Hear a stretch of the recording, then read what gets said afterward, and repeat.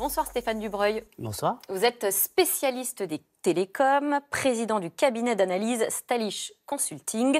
Le plus grand salon mondial sur la téléphonie vient de fermer ses portes, c'était à Barcelone. On y a découvert entre autres les enjeux de la 5G, l'Internet 5e génération. C'est une vraie révolution qui va carrément bouleverser nos modes de vie. On va revenir là-dessus avec vous. Mais avant cela, Stéphane Dubreuil, pour les novices comme moi, dites-nous quelle différence entre la 4G et la 5G. Alors, en deux mots, il y a eu 5 générations donc, de mobile. Ce n'est pas d'Internet, c'est de mobile. Si vous vous souvenez, il y a eu la 2e génération qui était le GSM dans les années 90-2000, qui servait à quoi? À téléphoner n'importe où en France et dans le monde. Ensuite, on a eu la 3G. C'était en fait l'apparition de l'Internet dans le téléphone mobile.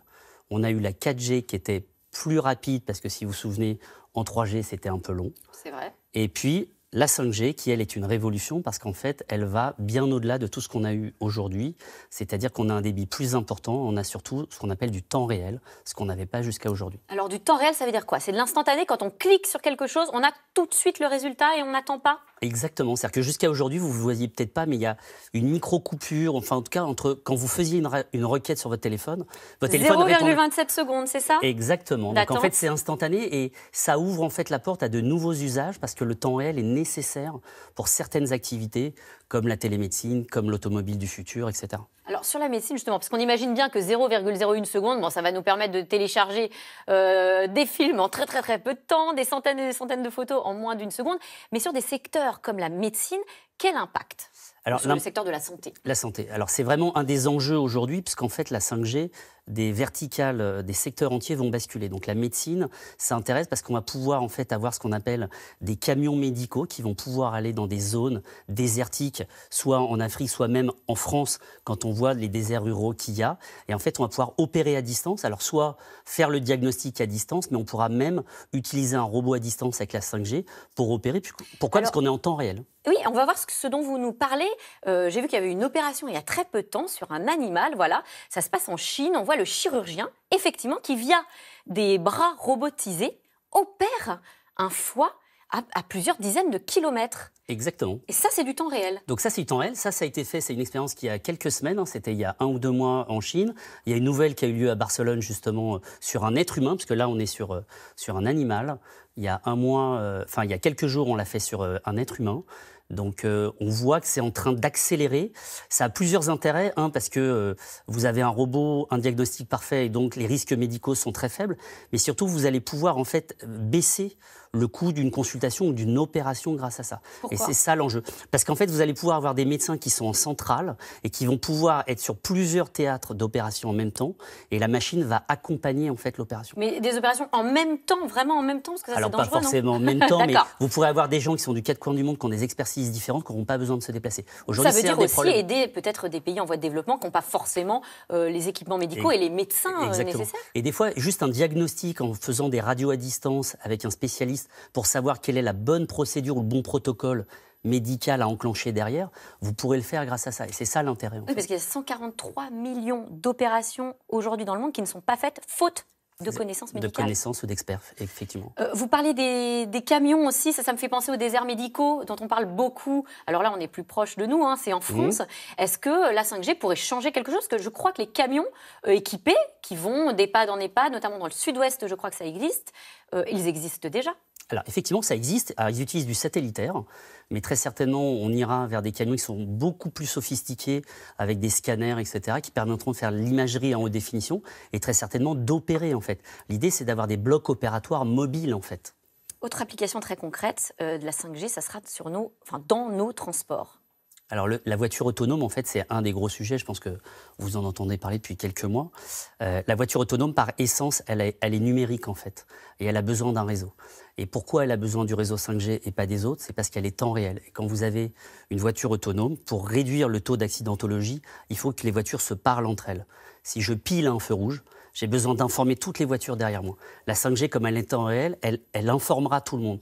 Donc c'est pour ça que les constructeurs actuellement demandent des licences 5G, donc BMW, Mercedes, Renault, etc., s'intéressent au réseau 5G parce que tout le monde est d'accord pour dire que les voitures seront toutes équipées de la 5G demain. Et là, on parle de quel délai?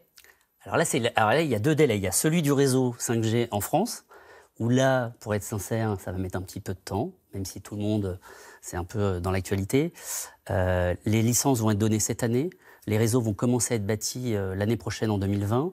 La règle, normalement, c'est que la Commission européenne a demandé à ce qu'en 2020, il y ait une ville dans chaque État membre qui soit déployée en 2020, et 2025, les principales villes de chaque pays avec les axes routiers.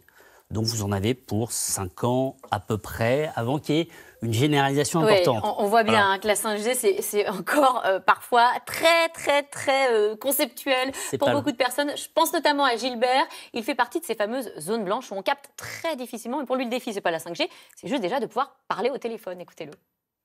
Aucun service. Je dois aller faire 50 mètres de plus et je pense que là, en principe, ça doit passer. On va voir, on va essayer. On va voir. Ah, si. Non, ça y est, ça passe. Oui, allô? Bon, on voit que c'est compliqué quand même de capter. Et il y a 5000 zones comme cela. Alors, ça s'appelle les zones blanches, effectivement. Il y a eu un projet qui est en cours, qui s'appelle le New Deal avec les opérateurs. Les opérateurs ont obligation, d'ici à la fin de l'année 2019, je crois, ou 2020, d'avoir couvert ces 5000 zones blanches. Donc, je réponds à Gilbert. Normalement, il devrait avoir son réseau prochainement. Ce sont des zones qui sont particulièrement difficiles d'accès, soit d'un point de vue géographique, soit parce qu'en réalité, il y a peu d'habitants. Donc, ce n'était pas la priorité des opérateurs à l'époque. Alors, bon, on voit bien, ça va se développer petit à petit, notamment cette technologie de la 5G. Est-ce qu'on est leader sur cette technologie en France? Est-ce qu'on est plutôt bon ou plutôt à la traîne? Alors on est plutôt en retard sur le déploiement, mais ça c'est plutôt les pouvoirs publics, puisqu'en fait on n'a pas donné les licences, on n'a pas fait payer les opérateurs pour l'utilisation des spectres de fréquence. Donc là déjà il y a un retard, et puis après il faut être sincère, c'est qu'aujourd'hui ceux qui ont déployé la 5G, comme les Coréens ou les États-Unis qui commencent et les Chinois, il y a très peu de matériel. C'était cette semaine à Barcelone qu'on a présenté en réalité en masse une dizaine de terminaux 5G, mais ça n'existait pas. Donc ça sert à rien d'avoir un réseau si vous n'avez pas de terminaux. Donc c'est un peu, donc voilà, donc ça commence en fait, et on est un peu en retard effectivement par rapport aux autres. Les champions de la 5G, vous me le disiez un peu en amont. En gros, ce sont les Chinois dont on a pas mal entendu parler ces derniers temps, notamment avec Huawei. Pourquoi on entend parler d'eux? Eh bien parce que les États-Unis les interdisent de s'installer sur leur sol. Risque d'espionnage, paraît-il? Alors oui, alors les États-Unis, ils font pression sur tous leurs alliés. Donc aujourd'hui, l'Australie refuse, a interdit le réseau chinois.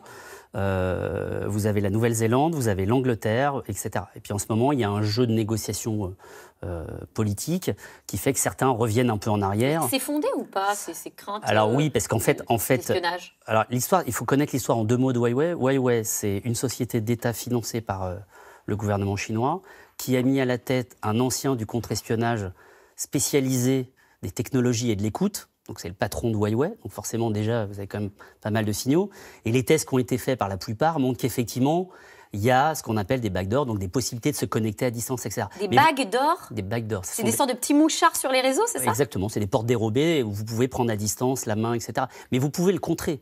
Mais alors qu'est-ce qu'on fait justement aujourd'hui? Est-ce qu'on utilise quand même la technologie des Chinois qui caracolent en tête, ou est-ce qu'on fait sans eux? A priori, mais du coup on prend plus de temps. Alors, a priori, on est parti pour faire sans eux, puisque la loi Pacte française, qui a été retoquée au Sénat, va repasser, va, à travers un texte un peu habile, interdire en réalité les réseaux étrangers. Et donc, la France devrait s'équiper, a priori, des Finlandais et des Suédois, que sont Nokia et Ericsson. Donc, a priori, ne seront pas en France.